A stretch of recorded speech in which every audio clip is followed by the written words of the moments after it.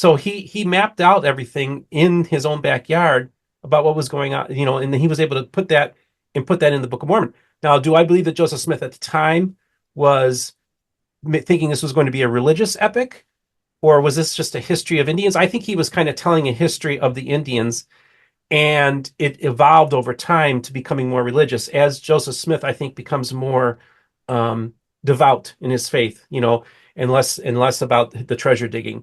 And he does. Some people say that Latter-day Saints are believing with all evidence pointing to the contrary. And I don't share that view. And I would agree with them if all evidence did point to the contrary and there was nothing in favor, then it would seem a bit irrational to still have faith in one spiritual experience. But if there's plausible evidence or if there's still room to believe, then I see that one can hold on to their spiritual convictions and beliefs. Even if it means I've not debunked every issue, there's still some outstanding questions or challenges. Mormonism with the Murph, where Latter-day Saint explores church history and the church's truth claims.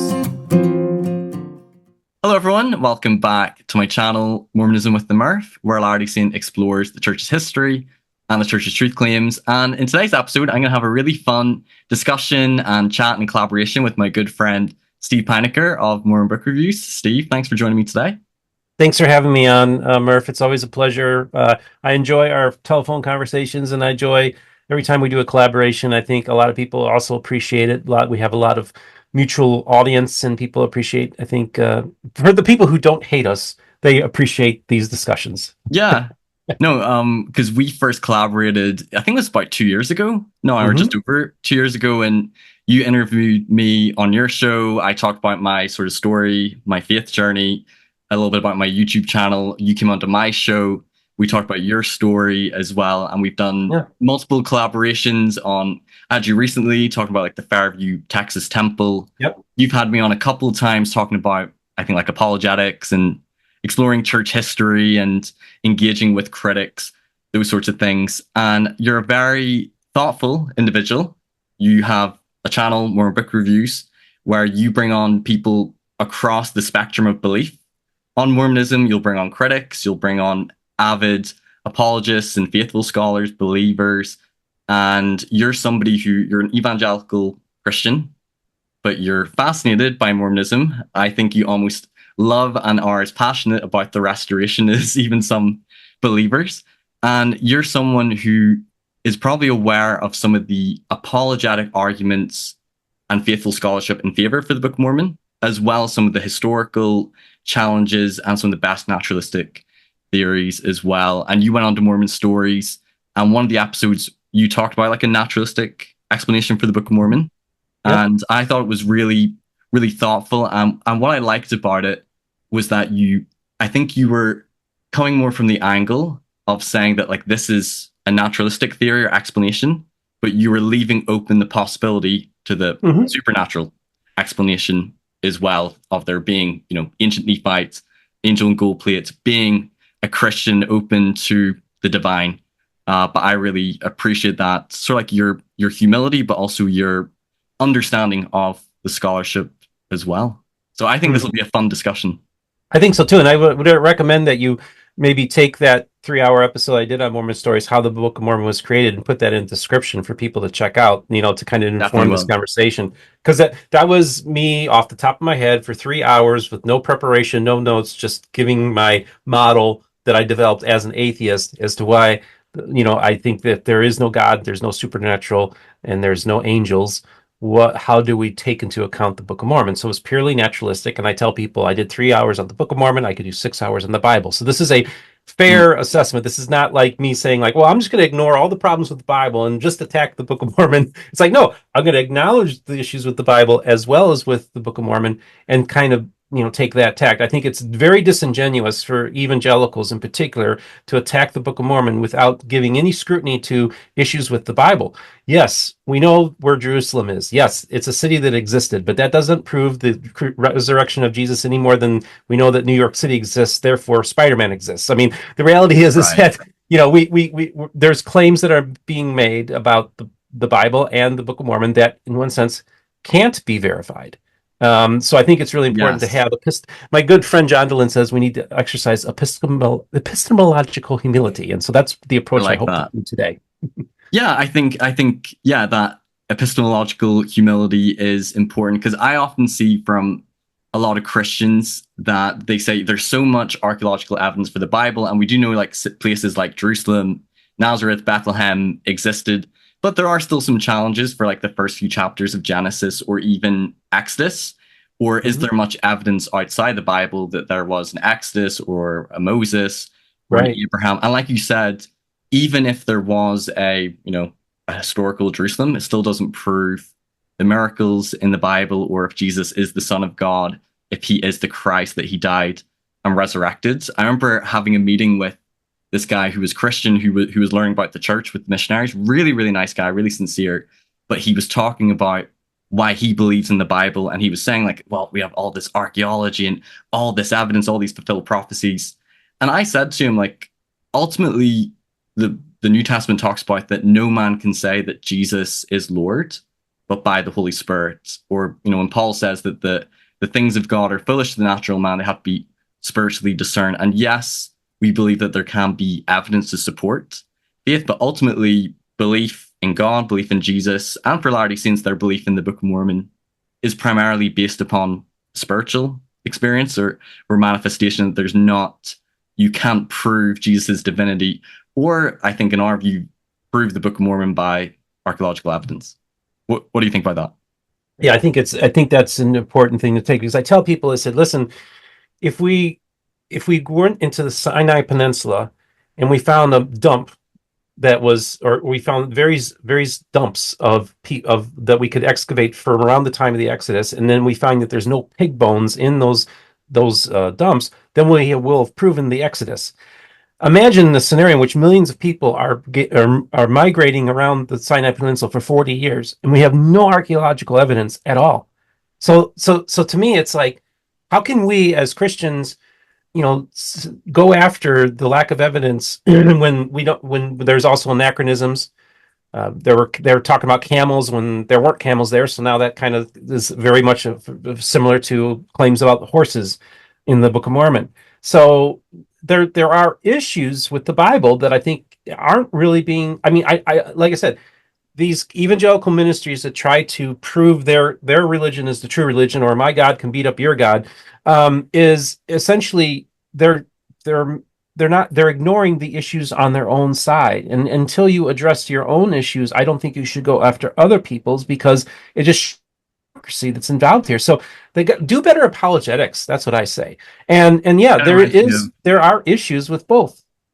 Yeah, it kind of reminds me of when Jesus says, why do you judge the mote in your brother's eye, but consider not the beam in your own eye? And that's one thing I do appreciate and like about yourself, is I feel that you are intellectually fair and consistent, and you're almost saying like, hey, we as Christians, we also have some challenges as well to our faith, which doesn't disprove it all, but it shows that it's not fair for us to attack, say, the Book of Mormon and Latter-day Saints due to, say, lack of archaeological evidence or historical challenges, but then to disregard the things that might exist for the Bible as well. And I think you also feel that way similarly when it comes to the witnesses, which we'll probably talk about later. But I appreciate, I've heard you say in previous episodes that people use the witnesses for Christ's resurrection as strong evidence, which I think their witness testimony is, the things that came from it.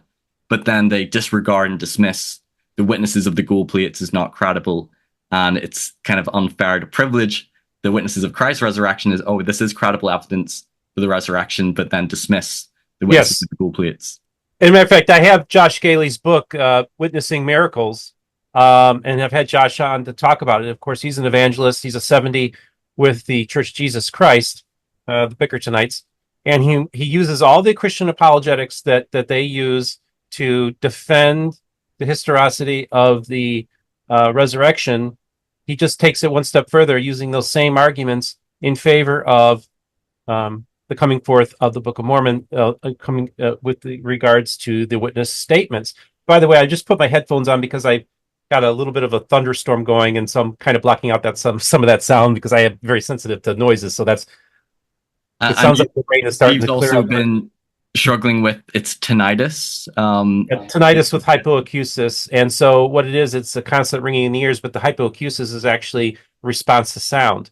So when I have like rain beating down on my roof and then I'm talking to you, it's just an overload of sound. Right. So I people don't realize how our brain filters out so much sound, but when your filter's broken in your one ear, it's like sound becomes just almost impossible to deal with. Now I've gotten much better at it, but this certainly helps. So well, that's good. Well, we're glad you're doing better, and I say for listeners to keep Steve in your prayers as he's trying to recover from this. But it's good that you're back in the saddle and you're still going and producing content, and you're upbeat in your spirits. And for today's episode, we're wanting this to be more of a discussion / conversation versus not a debate, not an interview, a two-way conversation where we just kind of talk about this subject, which I'm really glad we're able to do that. Yeah, and I hope, obviously you're an evangelical Christian. I am a Latter-day Saint and a believer in the Book of Mormon, but I'm hoping that we can have an episode where we kind of meet a little bit more in the middle. Yeah. The first part, we want to talk about naturalistic theories and some of the challenges going against the Book of Mormon, and if it's not a divine ancient text translated by gold plates delivered by an angel, then how do we explain where it came from? Because it had to come from somewhere. And in my series I've done the Book of Mormon, I wanted to look at the strongest criticisms going against the Book of Mormon. I didn't want to bury my head in the sand, and also to look at some of the naturalistic theories.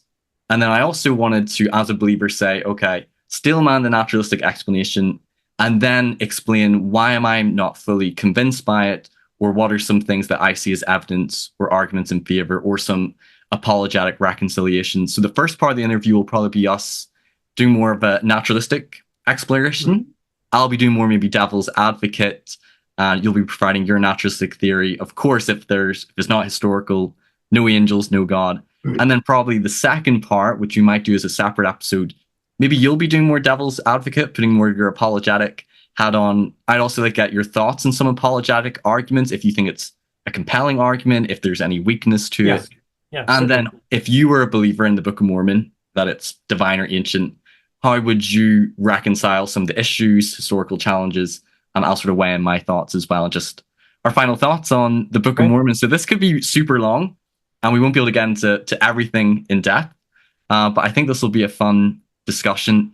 Maybe we could begin, before we get into your naturalistic theory, maybe you could just briefly give your timeline of when you first encountered the Book of Mormon, and what sort of been like your interactions with it over time, and what has caused this fascination for you've had with the Book of Mormon and the restoration, and your appreciation for it over time as you've studied more, listened to scholars on both sides talk about the Book of Mormon.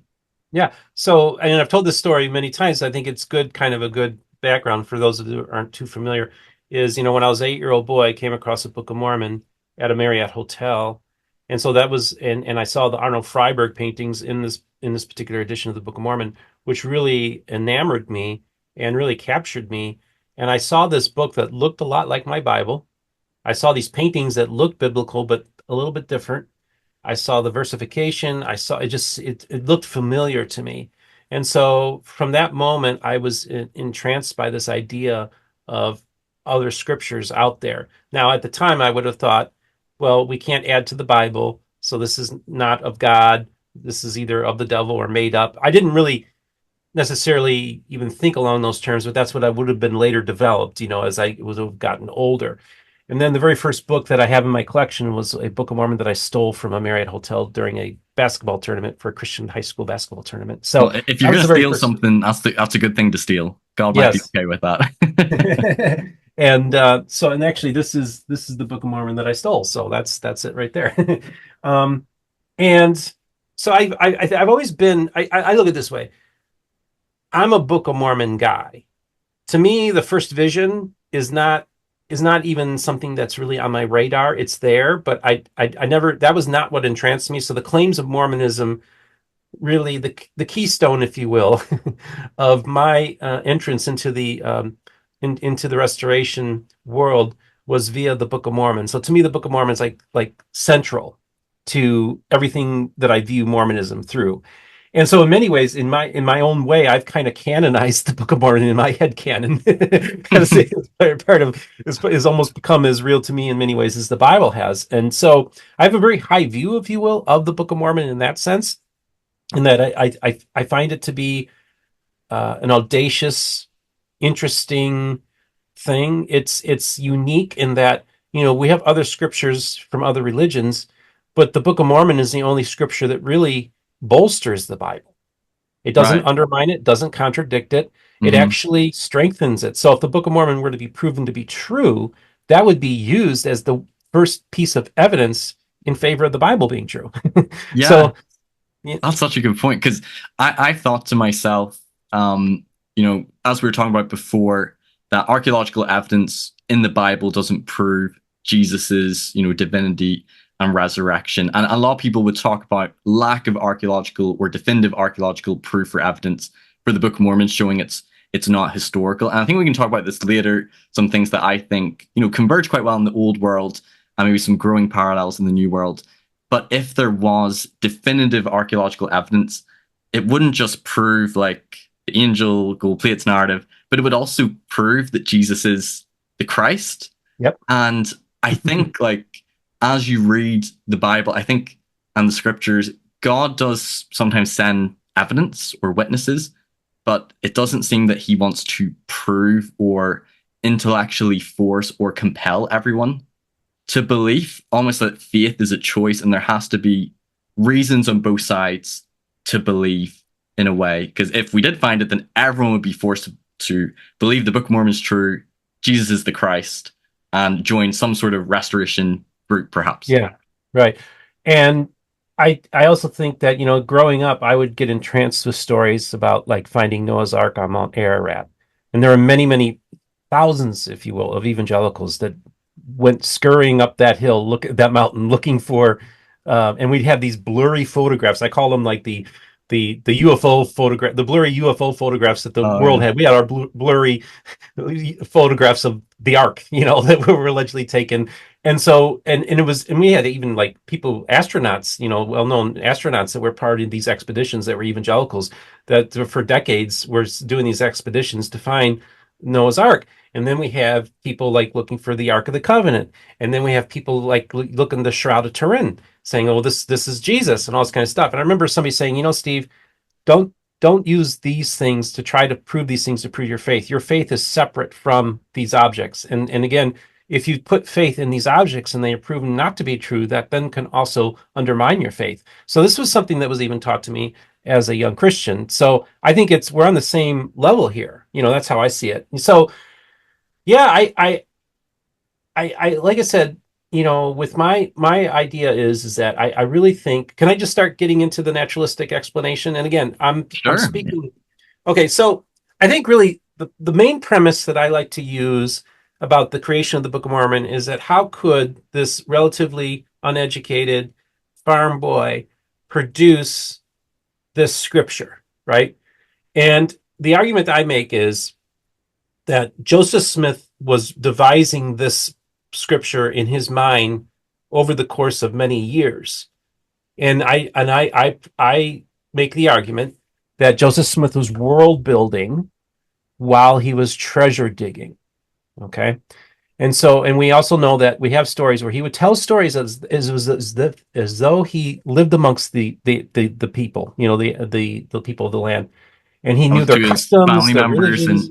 In 1823, when I think Lucy talked about that in her manuscript history. So I think what we'll be doing now, as you share your naturalistic theory, because from what you said before, you sound like you're not closed off. You're maybe open to perhaps the Book of Mormon. You say you almost have it canonized, the scripture in your mind. You at least have an appreciation for it. Yes. You seem to be open and not dismissive to the supernatural claims or divine origin, but also sort of like skeptically or thinking about naturalistically. Well, I look at it this way. I look at it this way, Murph. If again, I developed this model when I was an atheist, so I was totally materialistic, naturalistic worldview.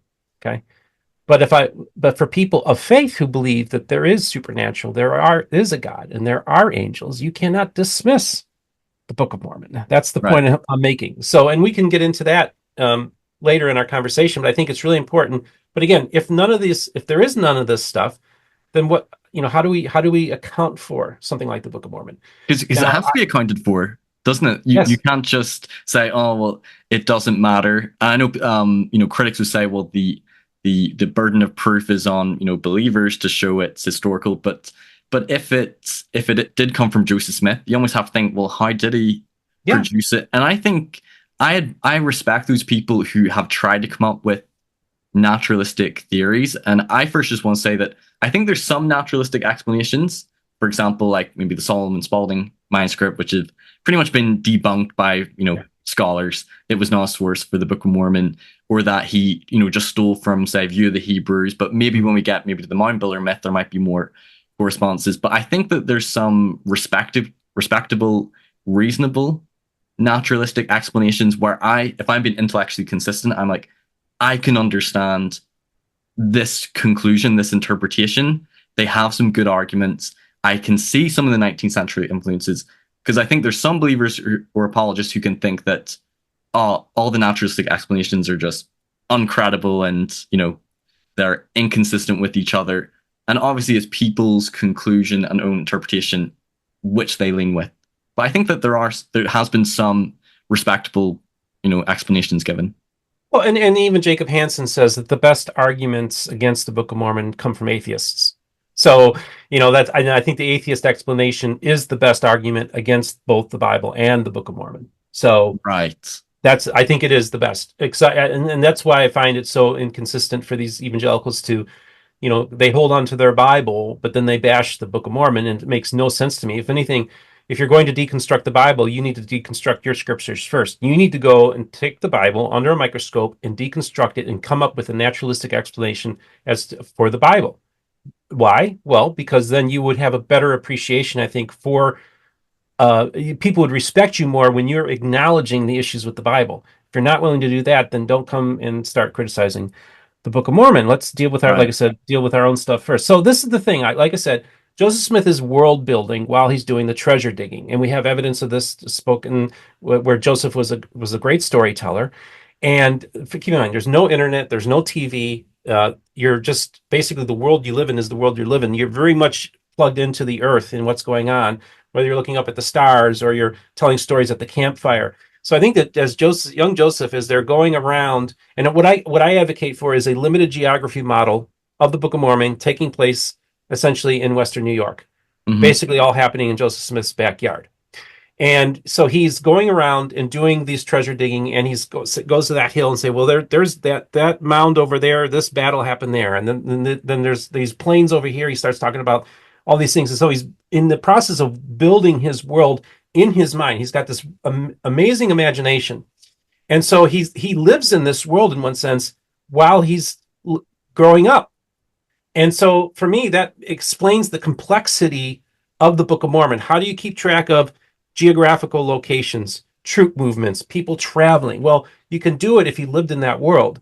So he mapped out everything in his own backyard about what was going on, and he was able to put that in the Book of Mormon. Now, do I believe that Joseph Smith at the time was thinking this was going to be a religious epic?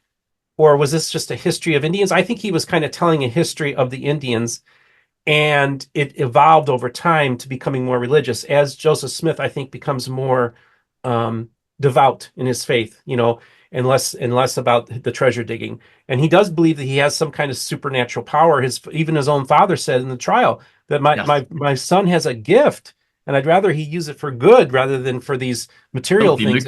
Oh, yeah, exactly, for filthy lucre. Right. So that to me tells you that there's this supernatural element going on through this whole period as well. And I honestly tell you, I think that this is kind of proven later on that Joseph Smith, we actually have it in the letters, and part of Mormon history is that Joseph Smith, I say what happens is that the limited geography model expands as Joseph Smith expands. So once he starts, what does he do? Traveling across the plains of the Nephites and going into Indiana and Illinois. He tells Emma that. Then he goes to an Indian mound. And what does he do? He has them dig up stuff, kind of like the treasure digging, dig up Zelph.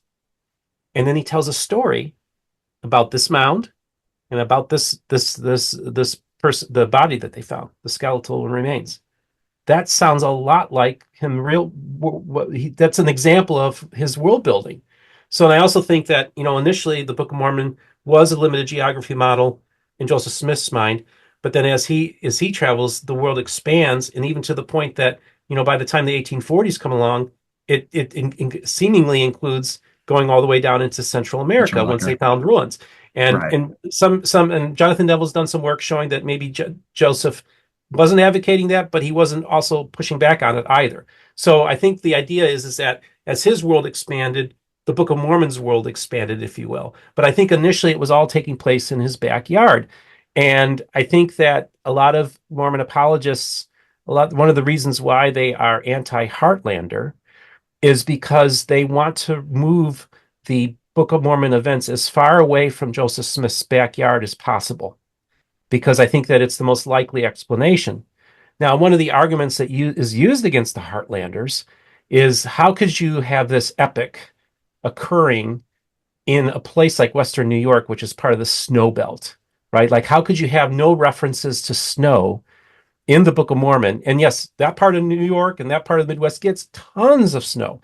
So how could you write scriptures without snow? Well, the argument I make is Joseph Smith wasn't treasure digging during the winter because the ground was frozen. So he didn't come up with any stories happening during the wintertime. So his worldview was completely like naturalistically, right? Exactly. It was happening when he was developing this world, but during the winter they were hunkered down. He wasn't going around digging, so he didn't have any stories about snow. That's why snow is not mentioned in the Book of Mormon. So that's the argument that I make, and I do tend to think that, a lot of information was out there. A lot of people believe that the mounds were built by the 10 lost tribes of Israel.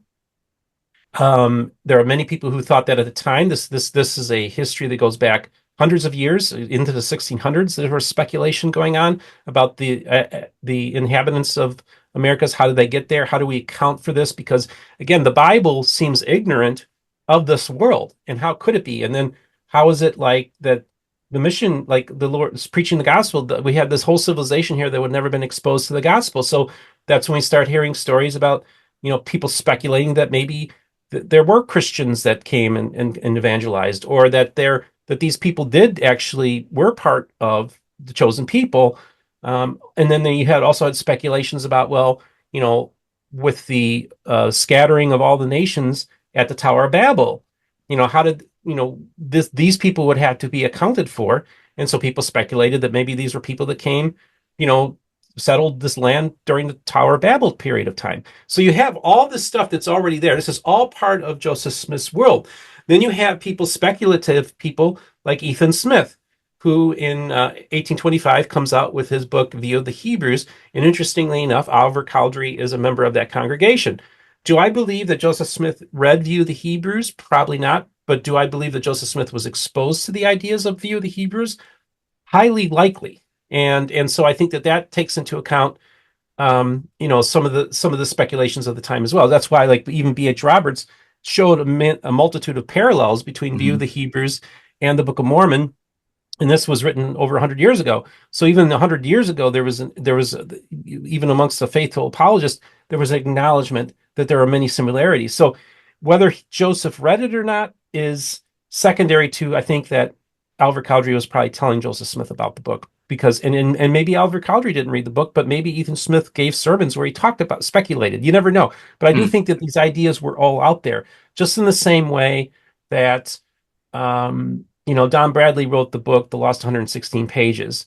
And in there, he basically, what was in the Lost 116 Pages? And he makes the argument there was some Nauvoo era temple ceremonies that were going on in the Book of Mormon, in the original Book of Lehi. Well, I would argue that actually, no, it was Joseph Smith's being exposed to the Masonry at the time, because he had William Morgan rhymes with Mormon, interestingly enough. William Morgan allegedly gets killed by the Masons for writing an expose about Freemasonry and detailing and revealing their secret temple ceremonies. And what's so interesting, this becomes, in Western New York, is the hotbed of the anti-Mason party, the first major third party ever on American soil. and it was right there central. This was a really big deal. And they would do these expeditions. They would do these traveling shows where they would actually go to town and do the open air, do this Masonic temple ceremonies. So it was a matter of public knowledge that the people knew what they were doing in the Masonic temples. So in the last 116 pages, I think that what be thought by Don Bradley as being Nauvoo era temple ceremonies was actually, no, these were actually Masonic temple ceremonies that were kind of echoed in the last 116 pages. So again, there's another influence, but also we also find that there's a Masonic influence in the Book of Mormon too, with the idea of secret combinations.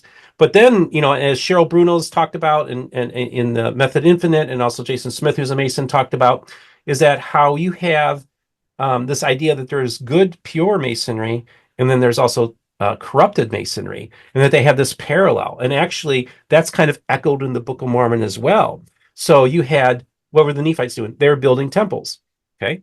And then you had the other groups, the secret combinations, the Gadianton robbers, that are acting and taking oaths and doing things in secret. And so that is almost like a form of bad Masonry. Like so originally, Martin Harris described the Book of Mormon as being an anti-Masonic Bible. Actually, that's only partially true. It's an advocate, if you will, potentially as being an advocate for restoring Masonry and embracing pure Masonry, which is what the Nephites were doing. But the Gadianton robbers and the secret combinations had a distorted view of Masonry, which was kind of the idea even going in Joseph Smith's time. So I think you have these influences of, the Mounds speculating about that. You have Joseph Smith in his mind creating this world that he's doing this world building. And then you have all these other influences that are coming in, whether it's Masonry, whether it's speculation about the 10 lost tribes, whether it's all these different things. And he's formulating this story over the course of a period of time. So before Joseph Smith even begins to start dictating the Book of Mormon, he's already lived in that world for years. Yeah, I'll just share my thoughts on this. Obviously, this is us naturalistically talking about this. So people are like, Murph, why don't you push back on some of these points? I want to address some of these points maybe later on if we were to say, okay, how do we apologetically reconcile some of this? If I'm going with the naturalistic explanation, so like the context with your first point about the stories being related to his family members, the context is Lucy saying that this is after the angel supposedly visited Joseph Smith and his visions and interactions with the angel. But if that did not happen, then you would have to say, well, Joseph Smith is sort of inventing these stories about the Native Americans and their manner of dress, their warfare, their buildings, their animals. And I would agree with you. Naturalistically, I would say this might have been where it started with Joseph. Mm-hmm. And then over the years, he would have been thinking about characters, locations, plot lines, sort of flushing out the story in his mind. I don't believe naturalistically he could have just like whipped it up by just putting his head in a hat. Right. It was definitely carefully thought out. We'll talk about complexity a little bit later.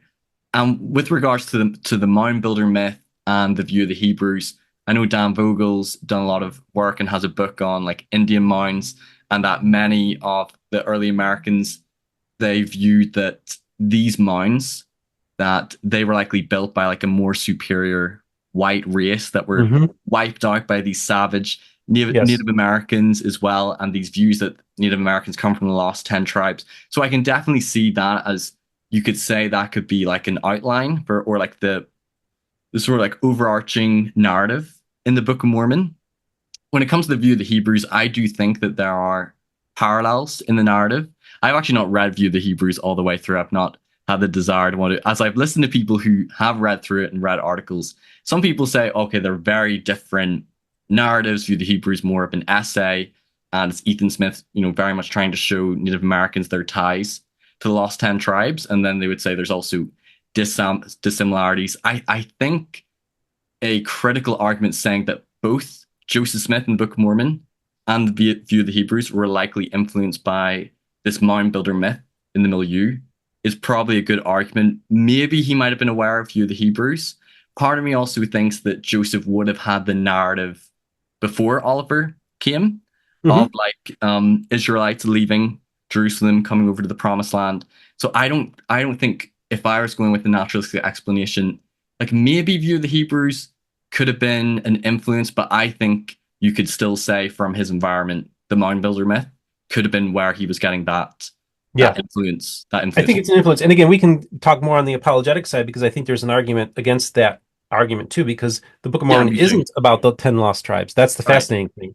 You know, it isn't the book that you would expect. And this is, and again, we can, we'll talk again. Sometimes I want to put my apologist hat on already, throw this guy on, and then start doing that.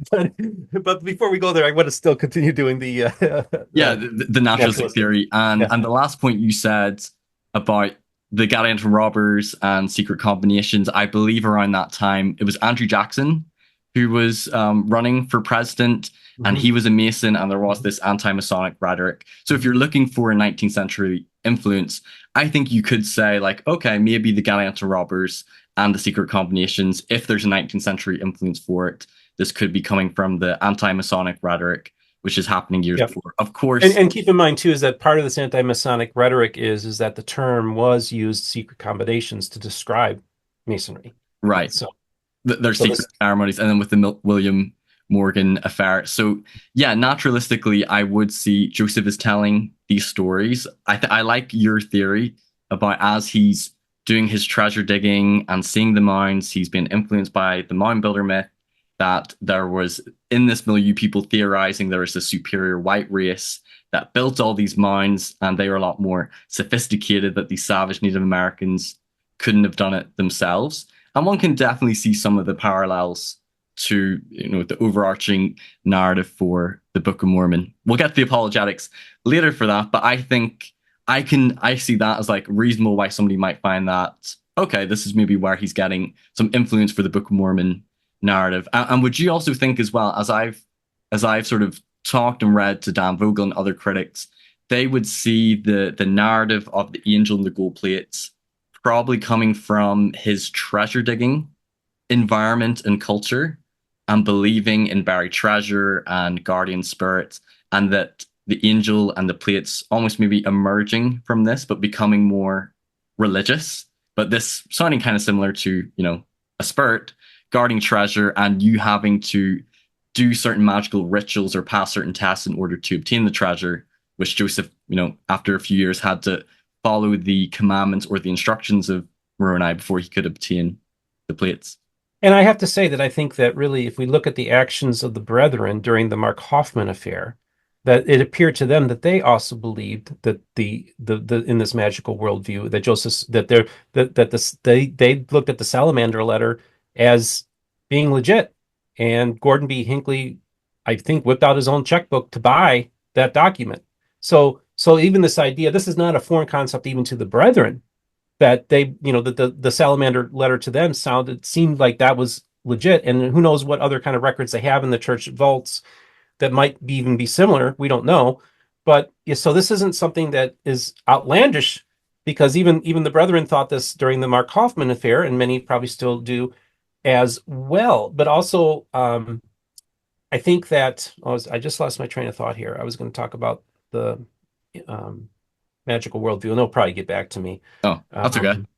Yeah, that happens. Do you want me to say something? It'll pop back. Yeah, just say something. Yeah. And I think both faithful historians and critical historians, they might disagree on to the extent, but I definitely think from the historical documents and sources that Joseph and his family were involved in this magical culture and treasure digging, believing in magical objects, Joseph having a seer stone. I think, in case we forget to come back to this later, I think with some of the accounts that coming from, like, say, the Hurlburt affidavits, I think there could be some embellishments when it comes to their extent, or like saying like all the animal sacrifices may have happened, but I'm skeptical of them because a lot of the Solomon Spaulding accounts come from them.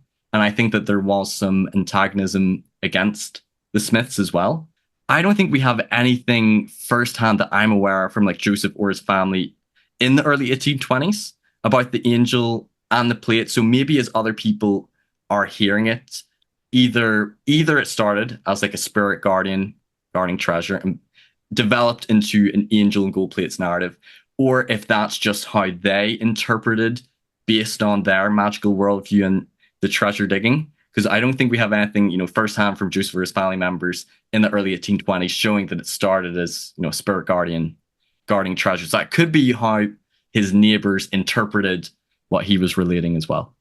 Yeah, I think they're conflating. It could be conflating the treasure digging with the finding of, the plates and all this kind of stuff. So yeah, these are murky waters we're in, because it's not, Bit we do complex. hear and then again too, I say, there was a book written called Mormonism Unveiled, during the early days. I said, imagine if there was a book written, Christianity Unveiled, while Jesus' ministry was still going on. I think we'd have a much different view of the early church than. Well, it was really interesting. I watched this video by David Snell on Saints Inscripted, and I couldn't tell you who the name of the critic was or the source, but it was interesting that there were some criticisms leveled against Jesus and Christianity, that he's doing like necromancy, and that the disciples are, gullible, superstitious, that they're just plagiarizing from the Old Testament and other texts. Like, there are some interesting similarities between some of the criticism that people made against Jesus and the early disciples. I was like, oh, like, but they weren't contemporary. That's the thing, that like the criticisms that were thrown out at Jesus would be later on by the Jewish critics of Jesus. I have to watch the video. I can't remember when it was. I thought he said it was a contemporary critic, but there might have been some contemporary. There might have been some contemporary, but there's not a whole lot out there. Nothing like Mormonism Unveiled. So, there were, I'm sure there were early things going around by Christians. Yeah, they were accused of being cannibals and all this kind of stuff. Yes, that was one as well. Eating human flesh and blood, where it was the sacrament. And I think what I would add as well, unless you have anything else you want to say, I think what I found very compelling was in Grant Palmer's book, Insider's View of Mormon Origins, whenever I first left the church, that he showed similarities both between like text in the Book of Mormon. There's obviously a dependence on the King James Bible. You've got a lot of Old Testament passages from Isaiah. You've got when Jesus comes and visits in 3rd Nephi, the Sermon on the Mount is very similar, not identical to the Sermon at the Temple, except for a few changes. And there's also a lot of either New Testament passages or like phrases in the Book of Mormon. And naturalistically, you would either say that Joseph has a King James Bible open for the long chapters or sections, and he's reading from that, or he has read the Bible, studied it, which I think he did study it quite carefully, and he pondered it. Like, he talks about it in his first vision accounts that he studied and pondered it quite closely. I don't think he would have had it all memorized, but there's lots of like wee phrases throughout the Book of Mormon, which are like New Testament paraphrases or from the King James Bible. So one could make the argument, I think Grant Palmer made the argument, that we see some of that language in also Joseph's revelations, that Joseph might have almost been quite fluent in the Bible. Yes. Everybody then was extraordinarily fluent in the Bible. Like how people know about a lot of things about particular TV shows or different things in the culture. Everybody knows Michael Jackson, right? Or everybody can sing, knows his songs. The Bible everybody knew the Bible like the back of their hand. So that, and that's the other thing too, is yes, the Book of Mormon is written, if you will, or dictated in a King James cadence. It sounds like the King James Bible.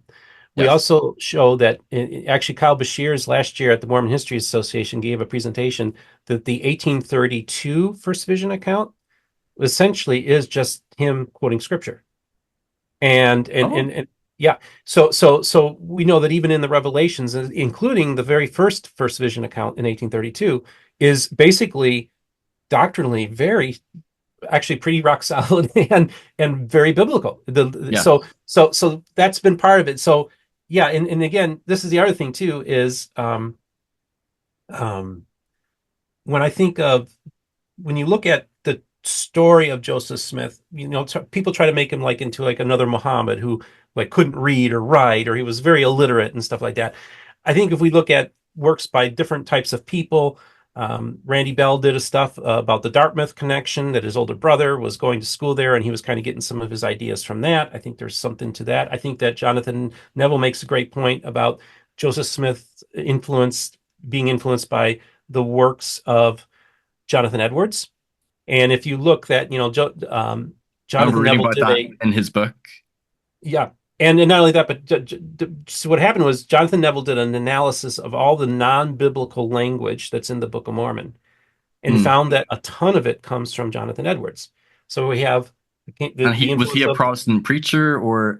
Jonathan Edwards is one of the most important evangelical Protestant Christians in American history. He gave one of the most, probably the best known sermon in American history is "Sinners in the Hands of an Angry God," and that's considered that, like, there's historical plaques where this is the sermon where the sermon was given. So Jonathan Edwards was a very, very important person in the development of the American culture and highly influential to all the preachers of the time of Joseph. They were quoting Jonathan Edwards. His books were very important and very popular, and they were widely available. And Jonathan makes the point that young Joseph, while he was recovering from his surgery, was engaging with the works of Jonathan Edwards and others.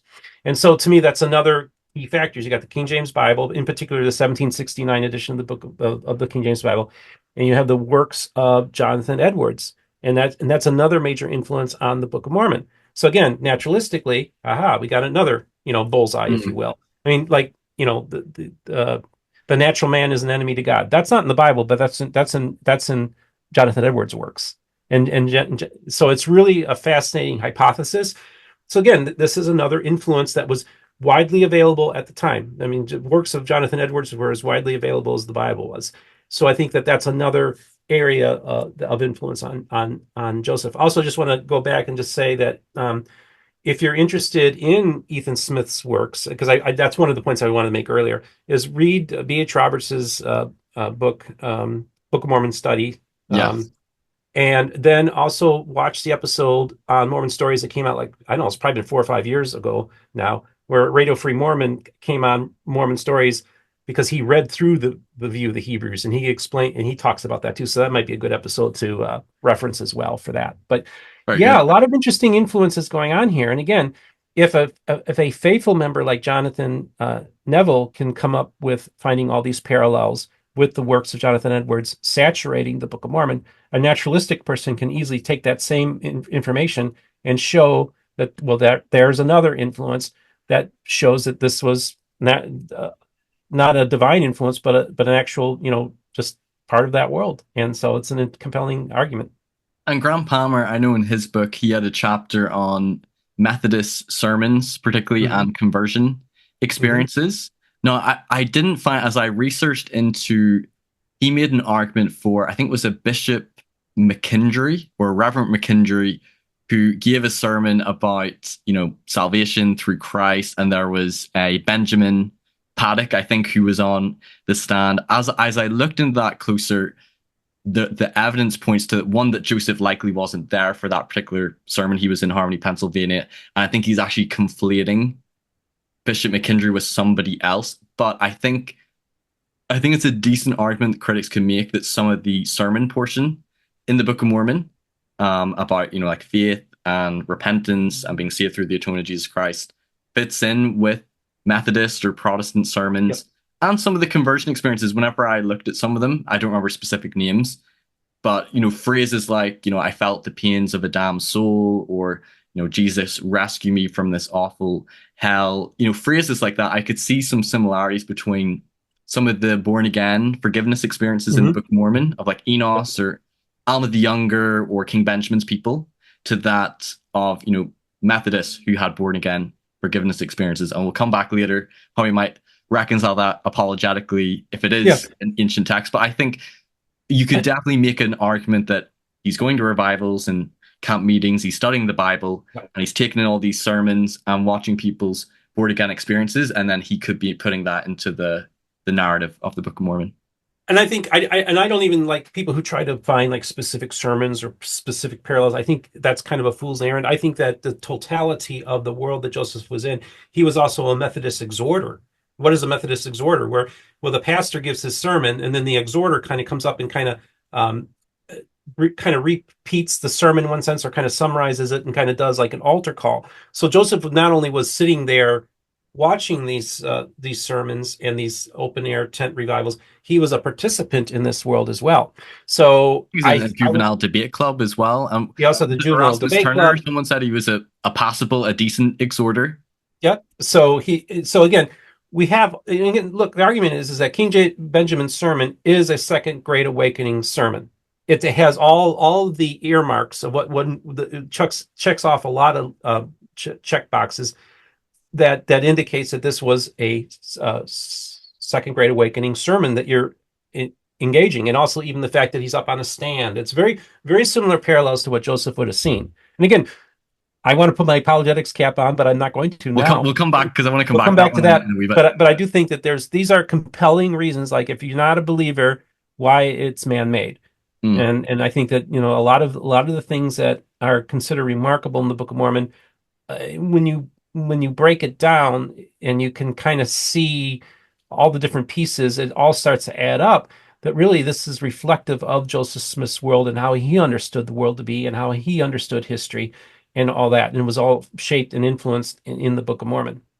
Right. I think the last source or influence that, as I've read different critical biographies, they would say that Joseph's own sort of personal biographical material, maybe being an influence for the text, particularly Lehi's dream and some of the similarities to Joseph Smith Sr.'s dream, which Lucy recorded in her manuscript history, I think 1845, but it describes like a rope and a tree with fruit on it as well. And there's lots of parallels and similarities in the language as well between both dreams. And naturalistically, you might see it as, oh, Joseph Smith is taking his own father's dream, he's putting it in the Book of Mormon. It's slightly different because there's an iron rod. I know Vogel had this theory that Joseph is almost correcting his father's dream because Joseph Smith Sr. was like a universalist and Unitarian. And when Nephi has the vision and sees the tree of life, that he talks about his father didn't notice like the river, which represent like the depths of hell. So Dan Vogel almost saw it as like that's Joseph correcting his father's dream that some people might go to hell and not Laman and Lemuel didn't make their way to the tree. And whenever I saw like the similarities between both dreams, you can either account for it by saying both men maybe had similar dreams, or maybe Lucy in her recollection is being influenced by the Book of Mormon. Yeah, but naturalistically, I can totally understand someone saying that, oh, well, Joseph Smith is just taking his own father's dream. And, you know, other influences, like he's trying to almost like resolve his family's disputes. Lucy's Presbyterianism, his father's Unitarianism, because the Book of Mormon is very heaven and hell, but it's also very much trying to show that Jesus is the Christ, Jesus is God. So I thought that was interesting. There's some of the parallels where, you know, talking about like the rivalry between his brothers is the same between Joseph and his brothers. I find that maybe a little bit more speculative, but possibly under a naturalistic theory. But I think family disputations can be very universal in many ways too. So. Yeah, what family doesn't have disputes in a way? I can see Joseph's going, like, man, this sounds a lot like my family, you know, as well. Yeah, I can relate to this. Is there any other main influences or sources before we get into like your theory for the actual dictation or composition? But would you say like what we've talked about, telling stories about Native Americans, mound builder myth, King James Bible, anti-Masonic rhetoric, Protestant sort of sermons, conversion experiences, and then like his own family's autobiographical material. Those are probably like the main sources or influences. Yeah. And I actually think that I do want to say that there are a lot of people that alleged influences that I don't find compelling either. And we can talk about that too. But I find a lot of the early arguments against the Book of Mormon to not be that compelling, but I think that's a good summary. I'm sure I could probably think of a few other things that would be in there, but well, even like we'll just continue. Well, maybe I'll ask you a question. What are your thoughts on? So you've already sort of shared your views on view of the Hebrews. You think there's some parallels, and likely both works being influenced by the mound builder myth. What are your thoughts on? Because even if I were a critic and stopped believing the Book of Mormon, I don't find the late war or the first book of Napoleon definitely not sources for the Book of Mormon. I think there's similar King James Bible sort of like pseudo language in them, but whenever I first saw the parallels between like some of the phrases, I was like, whoa, like they're so similar. But then like all like the ellipses and the pages in between, I just thought like, I don't think this is a really good argument. And even some very sophisticated critics don't find the late war first book of Napoleon plausible for being a source for the Book of Mormon. Do you tend to lean that way, or what's your thoughts on it? I just remember when the late war theory first came out, watching the presentation on YouTube, and at the time thinking it was pretty Johnson compelling. Brothers. Yeah, I thought it was compelling at the time, But what's so interesting to me is that it's really not, nobody's even referencing that anymore. So Yeah. I don't think it's something that's really stuck. Yeah. So And really, what would make more sense is you could say both the Book of Mormon and the Late War and the First Book of Napoleon are speaking in sort of like this King James Bible English. And I think just the pages in between, some of the quotations as well, it just doesn't make much sense. Like you could possibly say maybe Joseph could have read them, and maybe deep down somewhere in his brain he's using some of that same language, but I don't think it's really necessary for a naturalistic explanation. I find it quite weak if you're trying to argue that it's a source. but I would say that the Napoleonic one, that was dictated by a 14-year-old or written by a 14-year-old boy, which I find interesting, which shows that young people were capable of producing um, these worlds, if you will. And so I think it does show the capability of people being able to do these kind of things and creating these types of documents that do kind of parallel the Book of Mormon in that sense. Okay. So maybe we'll transition to what is your theory for the actual mechanics of the dictation, if not a translation by the gift and power of God.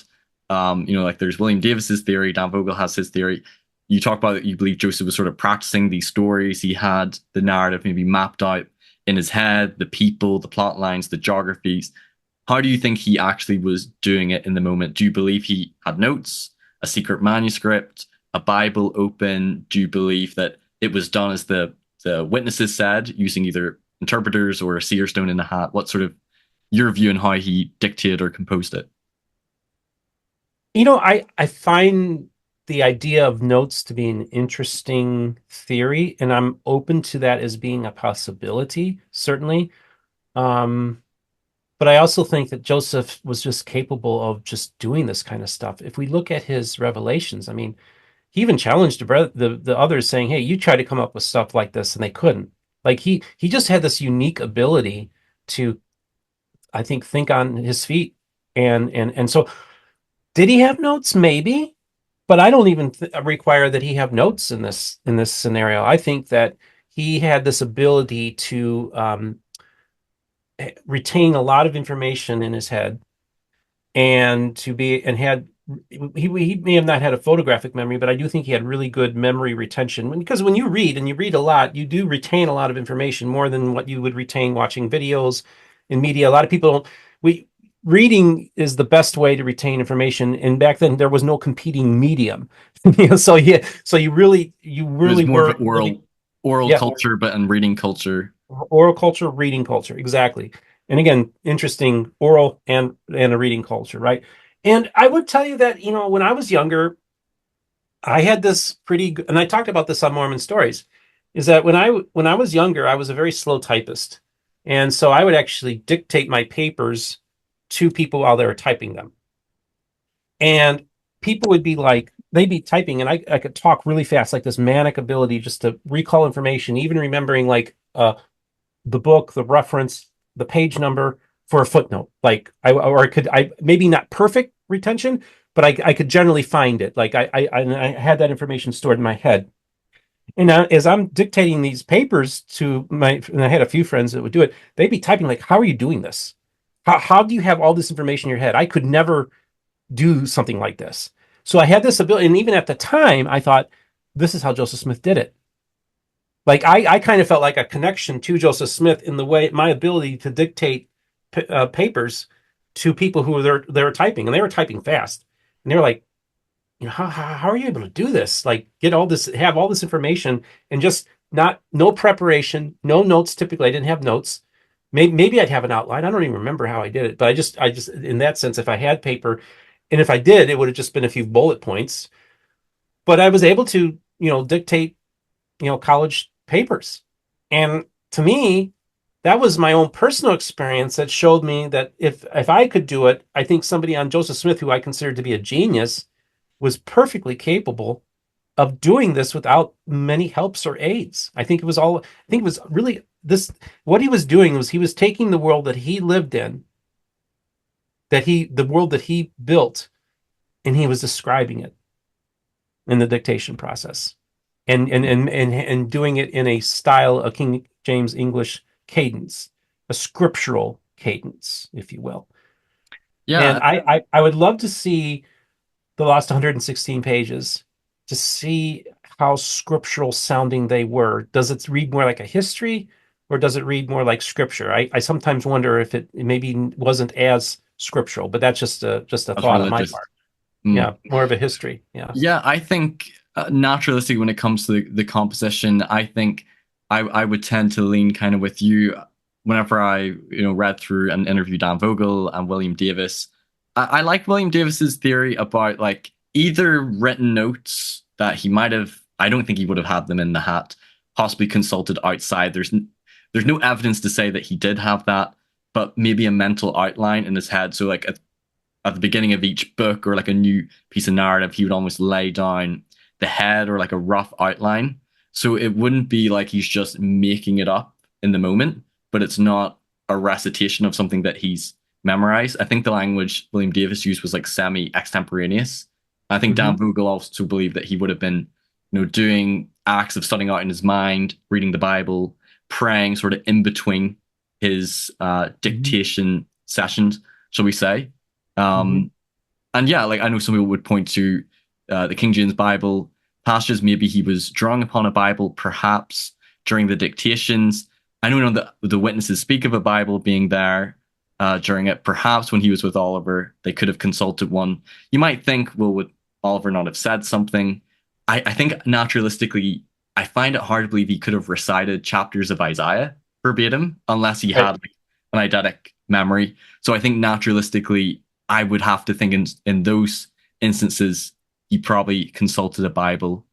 But I think you would have to believe he was a creative genius and had a very good memory, and you would attribute maybe some of the bad grammar to, well, this is just coming from Joseph Smith and sort of like this folksy culture that he came from. I think I find that the most plausible theory for composition. I don't think there has to be a secret manuscript or notes. I think you can still believe the testimony of eyewitnesses and say maybe this is how Joseph was doing it naturalistically. I thought it was plausible. Yeah, and this is the thing. Like I relate to Joseph in this too. Is like I was a very semi-extemporaneous speaking, impromptu speaking. I actually won the state giving impromptu speeches in state competitions in the state of Indiana, where basically I'm given very little prep time and I have to talk on a subject like with impromptu, right, and extemporaneously. And I was good at it, really good at it, and still am in one sense. Like for a lot of people for an interview, they have to. Oh, I got to get all my questions set up. I got to do all this prep. I got to do all this research. And when I first started doing I'm more this, like that. yeah, and I was like that. Well, I'll give you an example of literally. I had 10 minutes to prep for an interview. It was supposed to be a Zoom call where we were prepping, and I was told, no, this is the interview. I'm like, okay. I got to do it. Got to tape this thing, and taped an hour interview with one of President Nelson's friends, civil rights leader Willie Amos, and I had 10-minute prep time to. And then when one of my interviews with Richard Bushman, when I was early days, where I was still writing down all my questions, and I had all these, and I had an hour of Richard Bushman's time, and about 20 minutes in, he had answered all my questions, and I thought, well, I have an hour with this guy. And off the top of my head, the last part of that is just all me extemporaneously having a conversation with Richard Bushman without any notes. And so for some people, that's a gift that I have. For many people, they can't do that. They would be stuck like deer in their headlights. Hey, this is President Nelson's good friend. You're going to interview him right now. Okay. Like some people that couldn't do that. Whereas me, it was like, okay, let's do it. And we did it. And it was nobody would have ever known that I had no prep time to do that interview if they watched the interview. So I think that Joseph Smith was perfectly capable of doing these things. And I think that I'm not saying that I'm as smart as Joseph Smith. I think Joseph Smith was much smarter than me. So I feel like if I could do it, Joseph could do it. Make sense? Yeah, you don't see it as beyond human ability or the possibility of someone having these abilities to dictate long narratives and text. Now, we'll talk about complexity more, I think, in the next part, because I know some believers might think, but there's so much complex features to the Book of Mormon. But I sort of can relate in the sense of like, sometimes at church, you'll see people go up and give a talk.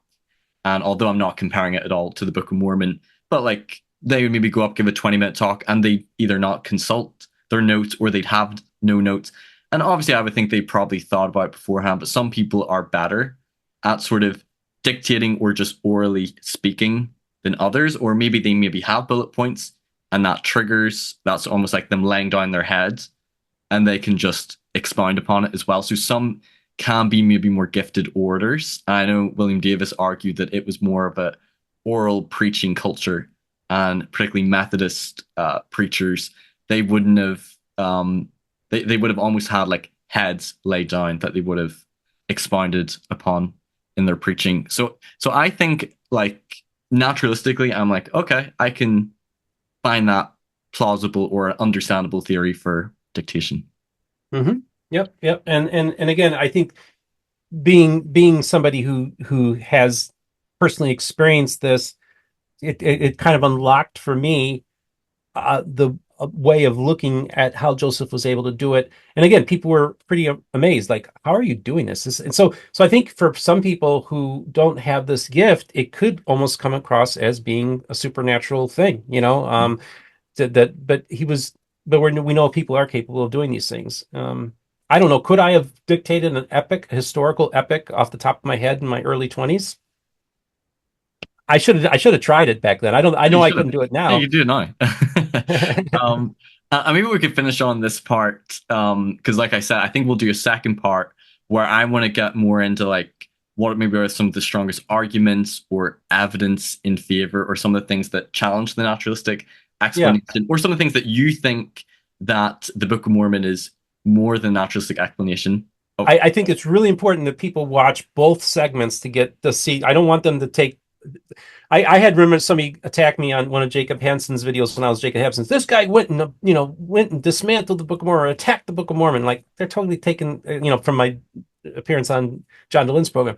It's like, no, that is not what I was doing, and I'm not doing that here necessarily. I am just giving this the best secular reasoning for these things, and I think it's only fair that I think we should all try. Look, this is not an attack on your faith. This is not an attack on the Book of Mormon. This is let's try to come up with a plausible explanation if there is no supernatural. I think everybody should try doing something like this. It's a really interesting thought experiment. And I don't know if you watched the final episode I sent you, but the first few minutes of it, I typed up 2 paragraphs with my naturalistic explanation as well. I think it was important for me. One, I wanted to try to steel man, because I think there's some apologetics where they dismantle certain naturalistic theories. And I think I wanted to try to present what I think is the strongest one for, historical challenges and 19th century influences. And I found that a good exercise. But then on the flip side, I was like, I need to then come up, what is my counterpoints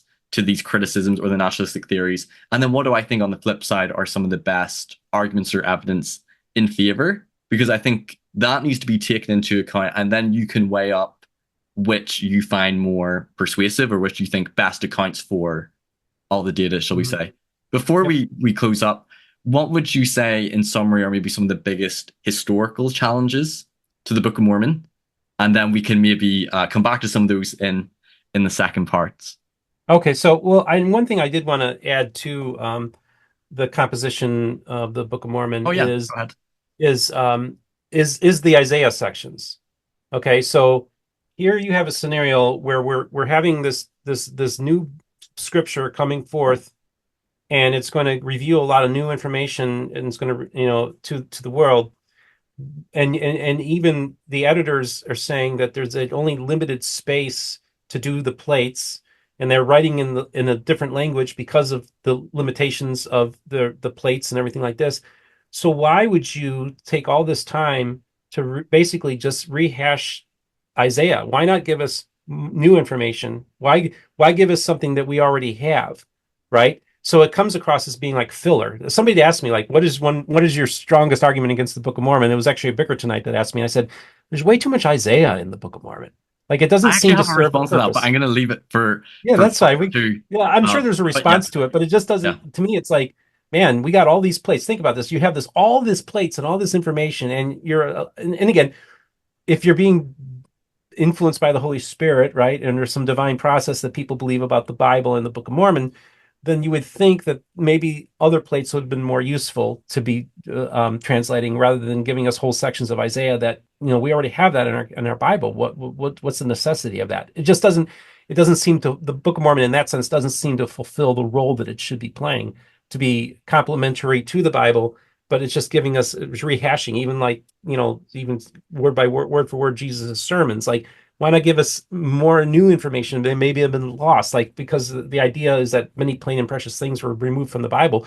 Why not have those things in the Book of Mormon, right? Just just kind of an interesting thing that I kind of an observation that I make. So, can you repeat your question you had for me? What other?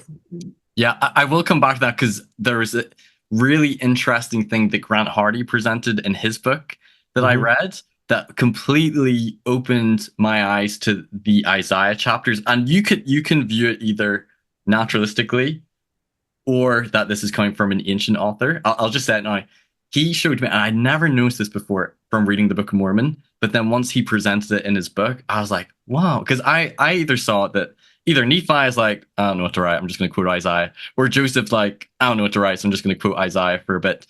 And he showed 2nd Nephi chapter 3, which is attributed to Joseph of Egypt, his prophecies, and then the Isaiah chapters, how Nephi is drawing upon almost combining those two prophecies in his revelation in the last chapters in 2nd Nephi, that he is drawing upon both of them, and then he is using it to put forward his own prophecies about the scattering and gathering of Israel and the coming forth of the Book of Mormon.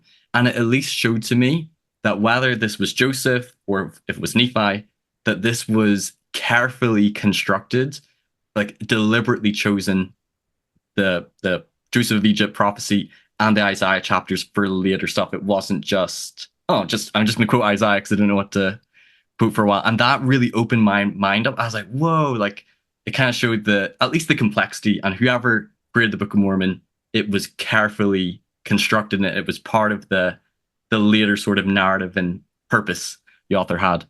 Since this is a two-way conversation, I guess I could ask you a couple questions too. So if you don't mind, Sure.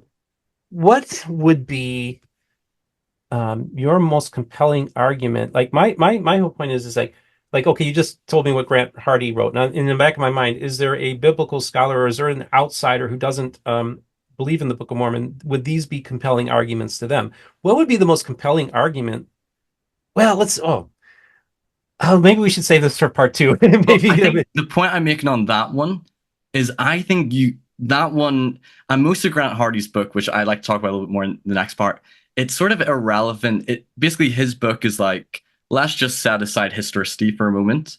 You could either interpret this as Joseph Smith or an ancient author, but he was like, let's just dive in to the text. So even if it was Joseph Smith who created this, it at least showed me that argument. It was like Joseph carefully thought through why he chose those Isaiah chapters and how they connect with Nephi's later prophecies about the scattering and gathering of Israel and coming forth of the Book of Mormon. So it sort of showed that this was really carefully thought up and put together. I think that was his main argument.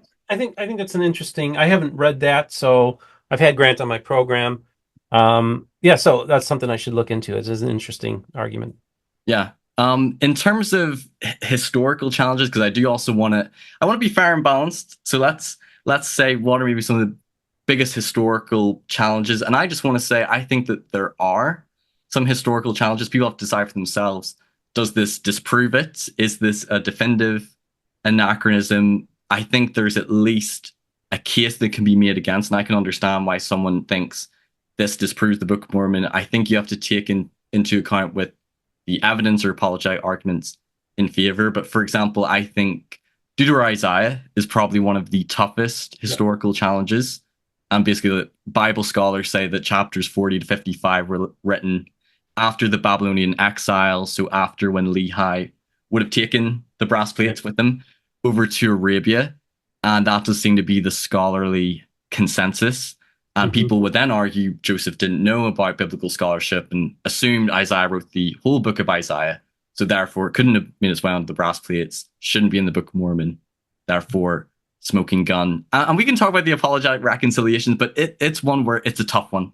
It's a tough one. I've not found a great sort of like, okay, this answers it. We can talk about different ways that you could interpret it, but I think it's definitely a historical challenge against the Book of Mormon.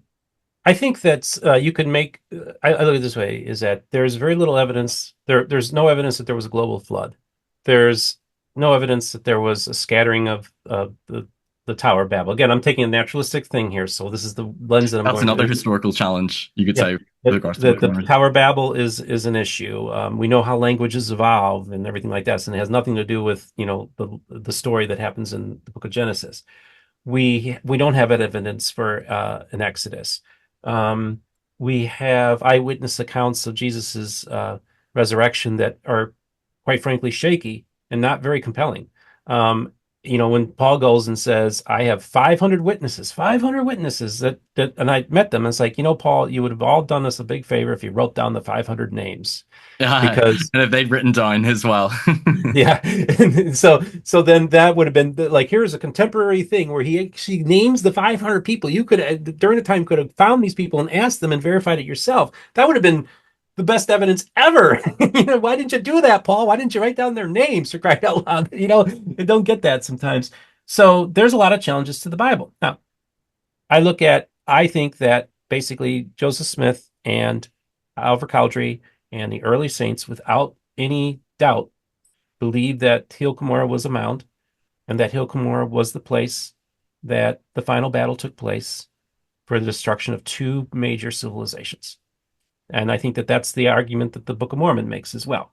Okay. And I know there's other people, the two Cumorah theory and all this kind of stuff, which I don't buy into. But here you have two of the biggest battles ever happening in the history of human civilization. We haven't found one artifact of these two massive battles, wars of extermination, that have never happened in the history of humanity. No evidence whatsoever. Even if we were to say that maybe it took place somewhere else, we're still not finding evidence of these great battles. And again, this was not only just a series of one big battle, but this was a series of wars happening for years. Why aren't we finding this evidence? Why aren't we finding like the people who want to argue a Mesoamerica model? Well, we have graven images everywhere. These aren't Hebrews. It just doesn't have, it's no relation to Hebrew civilization at all. These are pagan temples. Are they later Lamanites that build on top of Nephite structures? I guess, but then I was under the understanding that the Lamanites weren't builders of great civilizations like the Nephites were. So to me, it's like the archaeological evidence. And again, Michael Coe in the early 70s, well-known anthropologist who specialized in Mayan civilization. And he was on Mormon Stories years ago, but I read some of Michael Coe's stuff. He does a pretty devastating critique of a Mesoamerican model of the Book of Mormon, which was the model that was starting to gain popularity in the mid 20th century and has become the dominant narrative in the scholarly community, although that's no longer the case. It's starting to lose favor now. So you also have this issue of we can't place the Book of Mormon taking place anywhere. In other words, that's why we have all these multiple working models. And it's like this is the strength of the Bible. We know where Jerusalem is located. We know where these cities are. They are historically attested to. And you have this story that implies that you have millions and millions of people. And in the Book of Mormon itself, the text makes it very clear that these are the only people. People have said, well, there's glimpses and hints and this and that. And we can talk about that in the next part. Yeah, but I would interpret that. But I'm with you that I think one of the challenges in the New World, because I've recently had an interview with it's Dr. Richard Terry and Robert Roylance, who they're proposing the Rio Passion model as a geography for the Book of Mormon. I've interviewed Frank Gardner and talked with Jerry Grover about Mesoamerica and convergences in geography. Then I've had Jonathan Neville on to talk about Heartland and his arguments. And I think the difficult thing can be, and then there's other geography models as well, that outsiders would view it as there's so many different geography models. It just shows that none of them are that compelling, that there's so many different models. And it would be better if there was one sort of unified theory. The church is pretty much saying it's somewhere in the Americas. We don't have an official position if it's Heartland, Mesoamerica, South America. And I think that's one of the the downsides is that there's not a unified model. If everyone was like saying like this is the model, then I think that would be good for the church. I'm interested. I like that there's different geography models in the sense that I'm like, oh, there's different options. I'm like, let's explore the strength and weakness of each. Yeah, that's And what I like doing too. I think it's interesting. I think everybody who has their own pet theory, okay, um, will acknowledge that will go and point out the flaws with the other models, and of course, people will point out the flaws in their models, and some of them you could argue are fatal flaws that don't correspond with the Book of Mormon. So again, that's an issue. The archaeological issue is a real issue. And actually, this is where I think going back to my limited geography model makes the most sense in this context. There is a faithful Latter-day Saint who has their own limited geography model that takes place in Joseph Smith's backyard. And her name is Phyllis Olive, and she's been advocating this model for decades. And she makes a pretty compelling case that basically all the Book of Mormon events happened in Western New York based on her reading of the Book of Mormon. And is it slightly different than to the Heartland one? It's a limited geography model of the Heartland. It's a Heartlander model that's a limited geography model. And so you espouse that more than the Heartlander one from like Jonathan Neville or Rod Melvin? Yeah, I would argue that my model is closer to what's described in the CES letter and a faithful version of it with Phyllis Olive. And so she's up there in her 80s, but her books get published by a faithful publisher. I forget the name. I can't remember the name of the publisher, but she's got a very interesting model that and again, shows that you can place the Book of Mormon events happening all in Western New York. And I think that that's probably the model that Joseph Smith was working on, but also faithful members came to that same conclusion as well. So again, I think that if the Book of Mormon events happen anywhere, they probably happened in Western New York, whether it was in Joseph's mind or this is part of the record. I think you can correspond the Book of Mormon best with the limited geography model as espoused by a faithful Latter-day Saint. And I think probably the last historical challenge is certainly the DNA argument. Whenever I was first in my faith crisis and lost faith in the Book of Mormon, I had grown up believing and assuming that the Book of Mormon is hemispheric, land northward, North America, land southward, South America, Naco land, that's Panama. So I just assumed it was hemispheric. That's what prophets believed and what they taught as well. I think Dan Vogel advocates that Joseph, both Brett Metcalf and Dan Vogel have told me, and they've put this out there publicly too, that they believe that Joseph was using a hemispheric model to model. I tend to lean that way as well. I think your theory is interesting that he's maybe expanding it over time, but I certainly see Joseph embracing both Central America, but also North America for the Book of Mormon. And I probably tend to lean and would make the argument that, because I think reading the Book of Mormon closely, I think the days that are traveled, the travel distances, I do agree with scholars. I know people say it as like, oh, you're shifting the goalposts because of DNA, but actually scholars back in the 1980s were moving more towards a limited geography before DNA from just close analysis at the travel distances. So wherever it took place, be it Heartland, Mesoamerica, or South America, wherever you want to put it, I think it has to be, if it's history, it has to be a limited geographical area. And there had to have been other people here, because I think science shows that it was not an empty land or empty continent. And again, the Book of Mormon, the claim was that essentially this is the history of the peopling of the Americas. This was the initial claim that was made about this book at the beginning. Now that has seemingly shrunk, and now it's making a claim that this was basically an almost invisible people that left no DNA signature, and we don't have any contemporary records from other civilizations talking about this group as well. I will say that what's so fascinating is I've had both Thomas Murphy and Simon Southerton on my program, and both of them in the early aughts, late 90s, early aughts, started talking about the issue with DNA. And it was interesting. It was Simon Southerton. What did it for him was he was reading the church materials, and basically saying that the global flood did happen. And that kind of started the unraveling, that he kind of thought, wait a second, he kind of deconstructed the Bible thinking, wait a second, we believe there was a global flood, and that caused him to deconstruct the Book of Mormon and really pursue it, and then pursue the DNA evidence. And then Thomas Murphy did his work and shown that too. So there is a major DNA problem with the Book of Mormon. There's just no getting around it. Yeah, and I think for me, DNA definitely disproves hemispheric geography, and that the Nephites and Lamanites populated the entire Americas, and that all Native Americans descend from them. I think DNA definitely debunks that. Yeah, I think so too. And again, there's this we're going, well, let me think of one more thing I wanted to bring up here about this whole thing. Well, I think going back to Michael Coe, he basically, when he was talking about describing what the Book of Mormon says, and this echoes B.H. Roberts when he received a letter from a saint who was working with a Gentile, if you will, and this guy came up with some questions. He read the Book of Mormon. And he's like, well, why is it talking about scimitars? When they didn't, in steel and these particular plants and all these things, horses, all this stuff. And that's what caused B.H. Roberts to do his studies in the Book of Mormon.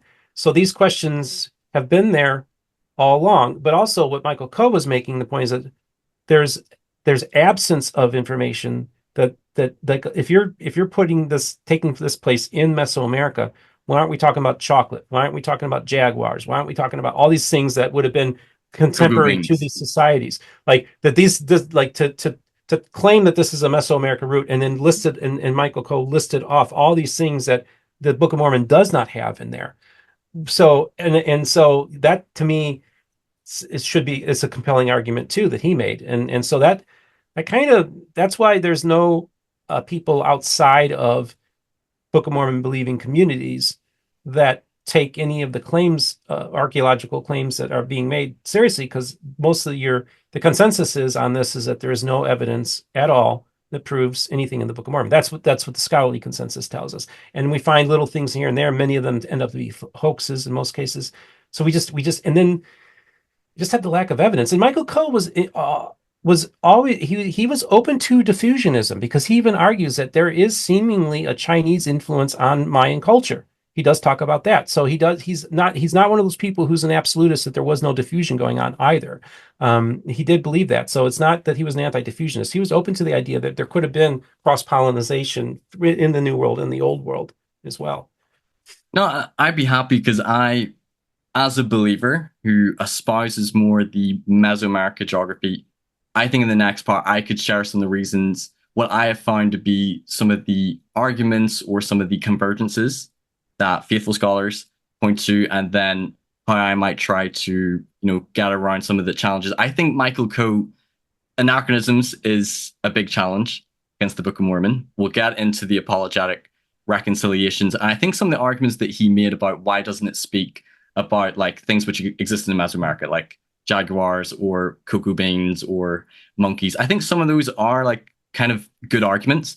I think what I find interesting reading through Sorensen and Gardner's book is that I could see as they took some things from Mesoamerican scholars and they sort of correlated it with things in the Book of Mormon. I know some people might say it's parallels, but there are interesting little hints, things which I would have just glossed over, that almost fit with that culture, that context, that geography, but they're sort of like alluded to as well. Yeah. I know some people point to, you might be able to find some similarities with Heartland, and I'm still open to both models. I guess obviously I'll share why I lean more with that one, but I think those things are interesting. Like I think you have to take very seriously Mesoamerican scholars like Michael Coe.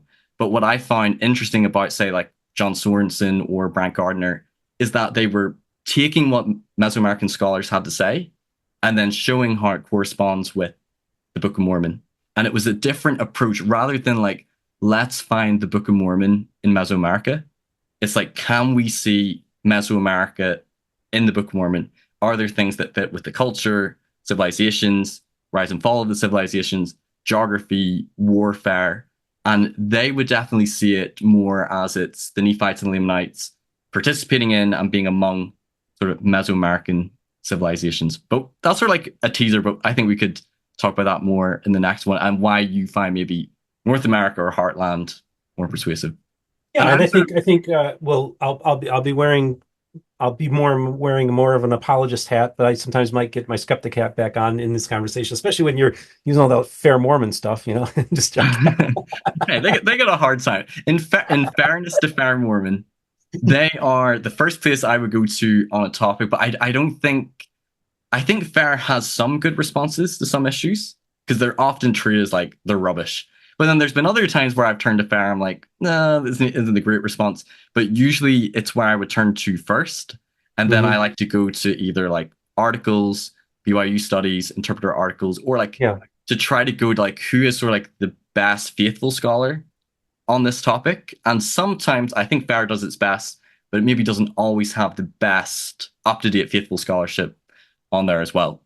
And it's very defensive, and sometimes they have volunteers. Like I remember on, I think it's the Deutero Isaiah episode, there was one response, someone was just like, oh, we just shouldn't worry so much, and it's Book of Mormon still true. And I was just like, who wrote this? Like, this is not very good. So I think there can be a combination of like some good apologetics I find through fair, and then, maybe it needs to be updated a bit. But all I can say is I've talked to a lot of people who told me that their shelf started getting heavy or breaking is when they started going to Fair Mormon for their answers. So I will tell you, that was similar to me the first time. Whenever I went through my faith crisis, mine was similar. Now, if I'm being completely honest, I maybe looked up a few issues. I didn't dive deeply into the apologetic side, but sure, whenever I first read about the lone shifting argument, that wasn't convincing to me. That okay, maybe there weren't horses, but it could have been a deer or a tapir. I remember at the time thinking like, it's a bit of a stretch. Or whenever they were talking about limited geography, because I'd grown up believing in the hemispheric geography, I just saw as like, oh, it's a complete shift in the goalposts, or talking about Joseph's polygamy, but sort of like validating some of those things. So I can understand why some people might feel, some frustration towards it. But I also think as well that people can be very critical of, say, like the Gospel Topics essays or Fair Mormon or Scripture Central. But then I also see on the faithful believing side that they'll find something that's not good in the CS ladder and just say the whole thing's trash. And right. I don't like that approach because, I don't think the Vernal Holly map is a good argument, or the Late War, First Book of Napoleon. But then some people have said, well, the whole CS ladder's trash because there's maybe some not very good arguments in there. And I think like, no, there's still some parts where I think Jeremy's maybe providing just, the critical side. So he's maybe omitting context or things that might challenge it. But there's still some things which I think are fair, decent criticisms. And just because there's some not good parts in it doesn't mean you say all of it's bad. And I sometimes feel like people have that same view when it comes to some apologetic sources or the gospel topics. I think that's a very reasoned and balanced response. And actually, it's probably been about 9 years since I've read the CES letter. But I will tell you, when I read it then, as an atheist, slam dunk, game over. Like, it was that compelling to me at the time. Now, if I read it today, would it be as much of a slam dunk? Probably not, because I think my understanding has evolved as well on this. And what's interesting is whenever I left the church and lost my faith, I didn't read the CS letter until actually after I left. But I wrote a letter to my bishop, and I wrote not like a CS letter, but bullet points of these are like my top 10 or 15 biggest issues. And the majority of the same issues were what was in the CS letter. But that's because me and Jeremy had read a lot of the same material, like Grant Palmer, the Tanners, Mormon Think, Dan Vogel. So I really resonated with Jeremy at the time. Whenever I read it, I found it really validating. And in my mind, I was like, yeah, like you preach it, brother. I'm with you. Like, look at all these problems, polyandry, Book of Abraham, King James Bible errors. And I think now, I still think that, there's still some good hard arguments where it's like, oh, we're kind of on the defense here. There's somewhere I'm like, okay, I understand this side, but then there's this side or this interpretation or this information you're not presenting, which might challenge it. And then there's other parts where I think maybe not as strong an argument now that I know more. So that's kind of like my thoughts on CS. And actually what's interesting is, I had Jim Bennett on recently. We were talking about the Mormon Tabernacle Choir, but one of the conversations we had was how, and I'm trying to remember if we taped this on the record or off the record, but I know this is something he's discussed publicly in the past, is that the people over at Book of Mormon Central um, told him about a study that was done by the church. And this study was one of the main reasons people were leaving the church was because of the CES letter. But one of the only effective tool that was out there was Jim Bennett's response to the CES letter. That Right. once people read that it actually kept them in the church. It's the only effective one out there. So there are answers to a lot of the stuff in the CES letter that I guess is compelling enough to keep people in the church. And Jim Bennett has certainly, a lot of people appreciate his work that he's done. Unfortunately, now he gets attacked by a lot of these apologists for not being toting the party line on some of these social issues. But I do think that Jim, I have to, if I read Jim's response, and I'm sure I did, it's been a long time ago, and I'd have to look at that one again too. But yeah, interesting that that's about the only response to the CS letter is Jim Bennett's response that seems to be effective. Yeah, I remember he told me that in our interview, and I love Jim. We did like a 4-part series on the Book of Mormon, which people should check out from your channel, where we discuss sort of like the different sections and his apologetic responses. There's parts of the CS letter that I thought were a bit snarky, or there were some personal anecdotes, but I really admired that, and it sort of inspired me that here's a member who's not a scholar. He's obviously someone who's very informed, but he's like, I'm going to tackle this. I'm going to respond to it and give sort of a faithful interpretation. And I think like, and this is sort of my view or my lens when it comes to belief in God, Jesus, the Bible, but also the Book of Mormon and Joseph Smith. I feel like there are some strong or compelling arguments or reasons not to believe, almost evidence you could say is going against. But I also think that there's some arguments or reasons to believe or evidence that you might see in favor. And I don't know if I'd equate it to 50-50 on every topic or every issue. And it obviously depends on what you encounter as well. But I think I shifted from whenever I first left to seeing like 100%, there's no way it's true. All evidence, all reason, all data points to it not being true, and not being either aware or exposed to some of the strongest apologetic arguments. But they didn't also explain away or debunk every single issue. But it's almost like I feel like, and as I've been researching more, I feel like I have more understanding to both sides. And I can see on the one hand over here that there's some good reasons to believe. And if I just was exposed to that and just focused on that, I'd be like, man, Joseph was definitely a prophet. The Book of Mormon is definitely true. And then if I was only exposed to the issues and problems it's going against, I'd be like, well, obviously it's not. When you're exposed to both, I think it brings you more to this middle area where there's a lot more complexity and people decide for themselves which they find more persuasive, which they lean more with. But I almost wonder if it's almost like by design in some ways, that you're almost left with a choice you have to make. Because I find those people who believe in God or believe in Jesus or believe in the Book of Mormon as reasonable and understandable, and those who don't, I also find it reasonable and understandable. And like I think I made that point at the beginning, that I don't think some people say that Latter-day Saints are believing with all evidence pointing to the contrary, and I don't share that view. And I would agree with them if all evidence did point to the contrary and there was nothing in favor, then it would seem a bit irrational to still have faith in one's spiritual experience. But if there's plausible evidence, or if there's still room to believe, then I see that one can hold on to their spiritual convictions and beliefs, even if it means I've not debunked every issue. There's still some outstanding questions or challenges, and I think that's sort of my approach when I come to the Book of Mormon, church history topics, or even arguments made against the Bible or against God or Jesus, that I find reasonable reasons to believe and not to believe. Yeah, I think our journeys are very much in parallel with each other, because I rejected the whole thing too, if you will, threw the baby out with the bathwater as well. So then I'm very sympathetic to atheism. I'm not an atheism basher. I think most atheists understand that. I find the arguments of atheism to be very compelling, and I do not dismiss them at all. I think it is something that should be taken into consideration. Well, they're compelling enough to convince you, because I can't really say that those people who leave the church or lose faith. I never went fully atheist. I did go agnostic for a bit before coming back. But how can I say that, oh, you're foolish if you're persuaded by it, if you yourself were persuaded by it?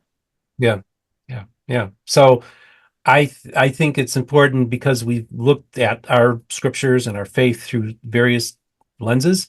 I think it can be helpful for people that are going through faith crises or people who have left the church or left faith altogether. I think it's really important that we have these nuanced conversations to show that we can wear different hats, view things through different prisms, and then that helps us better understand people that we disagree with or maybe are on the Yeah. other side and Yeah. try to put ourselves in their shoes and try to steel man. I think it's really important. So I thought this was an interesting conversation. I'm glad we had it. I think, I almost don't like to do my deconstruction of the Book of Mormon because I kind of like the Book of Mormon, right? But I also Yeah. feel like it's really important to, look at it from that lens. And I look forward to kind of steel manning it in our next session.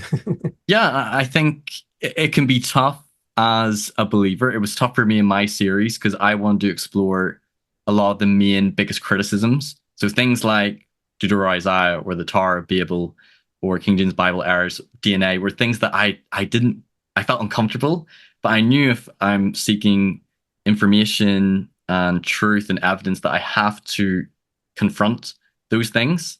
But then on the flip side, if I'm about seeking truth and evidence, I also need to take into account strongest arguments in favor. And that would be maybe my only criticism of, say, platforms like Mormon Think or LDS discussions. I thought they did a really good job, similar like what we were doing with providing the naturalistic theories and all the problems. But then I think it's important to look at the things in favor as well. I think for the most part, people were fairly complimentary of my series, that they felt that I was able to represent the criticisms and the naturalistic theories and not mock them or degrade them. And many times be like, yeah, I find it almost understandable on this issue, maybe even quite persuasive. And I think that there should be space that at least we understand those who leave or those who deconstruct. There can be more empathy, more understanding. And on the flip side, empathy and understanding to why people who maybe aren't fully convinced or who still believe in it and what they see as evidence in favor. I also think that people need to be more critical on how they receive information. I find it so fascinating that a few months ago, or earlier this year, there's this big to-do. Oh, we found these plates, and they confirmed the Book of Mormon, those Saudi Arabian plates. And I remember, like, this looks very fishy to me. And I went to a scholar and said, "Who do you think I should have on to talk about it?" Because the scholar didn't want to come on it. Because he didn't really want to put out a public thing. But he said, well, reach out to Dan McClellan. So within 24 hours, I'm interviewing Dan McClellan, basically showing that these are hoaxes. But for about a week there, everybody jumped on the bandwagon. Oh my gosh, we got all this evidence. All these, faithful podcasters came on. Oh, blah, blah, blah. And they get all excited.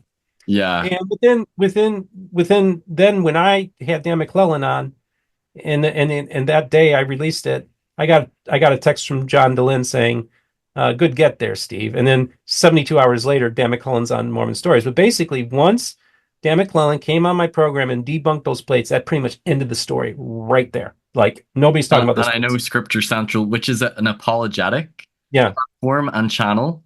I do like Scripture Central, but they'd be the first to provide any evidence for the Book of Mormon or the Restoration. And even they were saying that they're likely not credible. So whenever I watched your interview with Dan McClellan and Scripture Central and then thought about it myself, I was like, yeah, it's I'm not going to say definitely not, but I was going to say most likely not. Yeah. Authentic plates. But then at the same time, we have a similar parallel story going on around the same time where this guy comes up with this new Book of Mormon theory, naturalistic, talking about, ties it into some guy from like a couple hundred years before, and he used Nephi and used Book of Mormon, and then all of a sudden, all these ex-Mormon channels jump on this, and have him on, and look, and I'm sitting there like, what are you guys doing? You're doing the exact same thing you make fun of faithful members doing. You platform a person who just comes out with this new theory that honestly is when I was hearing, I was like, wait, this sounds kind of like almost like a conspiracy theory. And the very same people that go after the faithful people for picking up crackpot stuff, I kind of felt the same about this model. So Yeah, I think it's really important that both sides use critical thinking skills and don't just jump on, oh, this is what confirms my belief. Even people like when I did my thing on Mormon stories 3 years ago or 2 years ago, when I did that 3 hour presentation of the Book of Mormon, I had bladder to say, people come up to me and say, "Oh, that's it. That's all I need to know. That's you. you debunked it. You prove that the Book of Mormon is not true." And in my mind, I'm like, "Well, I'm just kind of making. I'm making A theory, it's a hypothesis. theory. It's a hypothesis that I come up with. I'm not fully convinced of it, but because I was saying the things they wanted to hear, that was like that was the best argument against the Book of Mormon I've ever heard. I'm like, great, but I don't think it was that great. I think it was an okay argument, but for some people they latched onto that. So I see that happening where any little thing that's dangled in front of you, look, we got evidence of the Book of Mormon, and people just glom onto that and it turns out to be a hoax. Well, oh Yeah, look, I got this new theory about the Book of Mormon. Turns out it's no, there's no there, and Dan Vogel pretty much debunked it in a 2-part episode and kind of showed that guy didn't, there's nothing to, there's no there. yeah. It kind of Both sides shows need to be that careful. we're all guilty of confirmation Mhm. bias. Because I'll be honest, whenever I first saw the post about the Saudi Arabian plates, I kind of got excited and was hopeful because that's my confirmation bias. Yep. If you see evidence in favor for the Book of Mormon, you want to believe it, and vice versa. If you don't believe in the Book of Mormon or the Bible and you see evidence going against, then you want to embrace that. And it's important to slowly sort of get your way through it, look at what other people have to say, and then you can refine your Yeah. position. I find that where like there's some things that I have thought are really, really strong apologetic arguments or evidence, where when I've been critically challenged, I've sort of realized that, I might still see it as evidence, but maybe I should refine the position a bit, or it's not as strong as I thought, or there's these things that might undermine it. And I think that helps you to, like, if we're being challenged, we can refine our positions and get closer towards maybe the truth. So this is my last final naturalistic explanation. If 21st century saints can be fooled by plates, by fake plates, what does that say about 19th century saints encountering plates? Because I do believe there were plates. If 21st century saints could fall for a hoax, what does that say about 19th century saints? So that's another argument that I would make, that they were, naturalistically, that there were plates. I do believe that there are plates, but they were most likely hoaxes.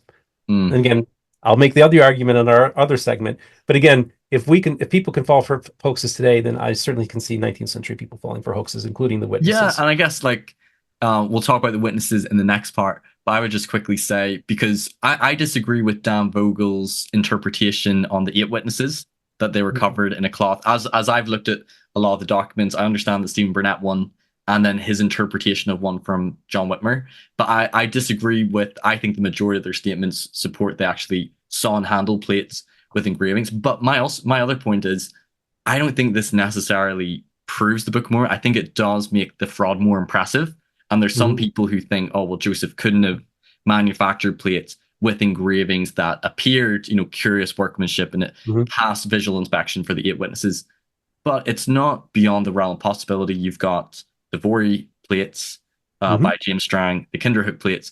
So it's not impossible. I think it definitely adds to the fraud, and we'll talk about that more in the next part. But I don't think the existence of plates themselves is an impossibility. Oh, I agree. And what's to say Joseph didn't uncover ancient plates, but just faked the translation? That's another argument you can make too. My sister has that theory because she isn't persuaded. Naturalistically, I think I would have to lean with Dan Vogel's theory that when he went to the hill, he manufactured the plates from tin and made plates that pass visual inspection. But she doesn't find that plausible. She's like, nobody was accusing Joseph of metal plates. He didn't have the skills to make his own set of metal plates. She was just unpersuaded by that. And I was like, I actually tend to agree with you, which is why I lean towards there being actual ancient plates from an angel. And she was like, well, maybe he just stumbled upon plates in the hill, and that's... And there was no angel, but he stumbled upon ancient plates. And I was like, well, maybe. I'm like, that's also like improbable as well. But yeah, there's those different theories or interpretations you could draw. Well, if anybody was going to find it, it would have been a treasure digger, right? That's what he was looking for. Well, Steve, I think this has been a really good part 1. I think this has been so. fun, us collaborating and sharing sort of a naturalistic theory, me maybe playing more devil's advocate and steel manning what I think, and you sharing your theory as well. And I think this has been a fun episode. We'll be doing a part 2. You'll be putting on your apologetic hat. We'll be looking at the arguments and evidence in favor. And also, if you want to give your critiques or things to anything that might undermine it a little bit, I think that's important. And then we can share our final theories on, if it's an ancient text, how would we view the geography, historicity, the nature of the translation, and then just your final thoughts on the Book of Mormon as well as mine. But everyone go check out your channel, Steve, Mormon Book Reviews, and all the great work that you're doing on there. And thanks so much for coming on. Thank you so much for having me on. And I'm actually looking forward to doing part 2 because I find it much more interesting to steelman the Book of Mormon than I do deconstructing it. I think I really find the Book of Mormon to be a remarkable document and can view it from a lot of different lenses and perspectives. I just think the Book of Mormon exists. We have to take an account for it. And I think people who believe in the Bible, dismissing the Book of Mormon, do so at their own peril. Yeah, I appreciate that. And everyone who's watching, give this video a like, share, subscribe to my channel and Mormon Book Reviews, and come back for part 2 when we're going to play more of the apologetic role, look at the evidence. I think it'll be really fun. See you next time. Take care. Bye-bye. Thanks everyone for watching this episode. If you've enjoyed it, please give it a like, share it with others who might benefit, and don't forget to subscribe so you don't miss any future content. You can also listen to these episodes on podcast form on Anchor or Spotify, and you can follow me on Facebook, Instagram, and TikTok. Check out my website for more content, personal blog, and more. And if you care to donate to support me, you can via my PayPal or Patreon, or through the website. And you can also give donations via YouTube through Super Chats. Thanks for watching Mormonism with the Murph. Take care. Bye-bye.